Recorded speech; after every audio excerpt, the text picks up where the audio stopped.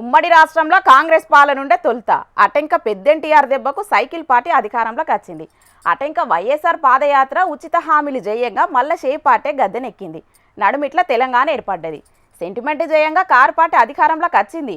మొన్నటి తాప కారును కాదని మళ్ళీ దమ్ము షే పార్టీనే కుర్జీలో కూసబెట్టిండ్రు.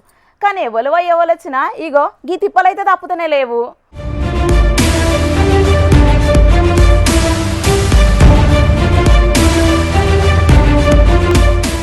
ఎవల పాలన చూసినా ఏ ఉన్నది గర్వకారణం. సర్కారు బడులను చూస్తే తెలుస్తుంది పాలకులు చేస్తున్న ఘనకార్యం అన్నట్టే ఉన్నదుల్లా.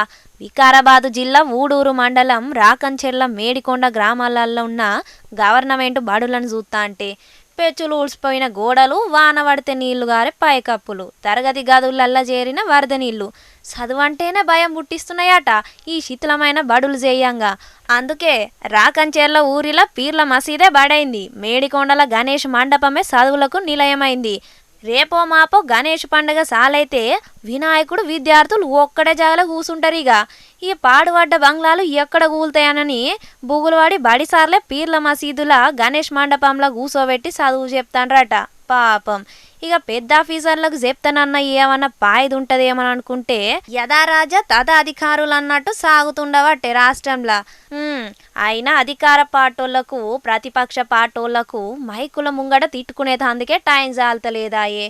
ఇక బడులను పట్టించుకునే అంత తీరికెక్కడున్నది పాపం వాళ్ళకని కోపానికి వస్తున్నారు ఈ 2 గ్రామాల బడుల ముచ్చట తెలిసిన జనాలు. ఏమైనా అక్కరకు రాని కాడ 100 కోట్లు తగిలెత్తరు గాని విద్యా వైద్యం కోసం ఖర్చు పెట్టేటందుకు అసలు చేతులే రావు ఈ పాలకులకు. ఎందుకో ఏమనుల్లా.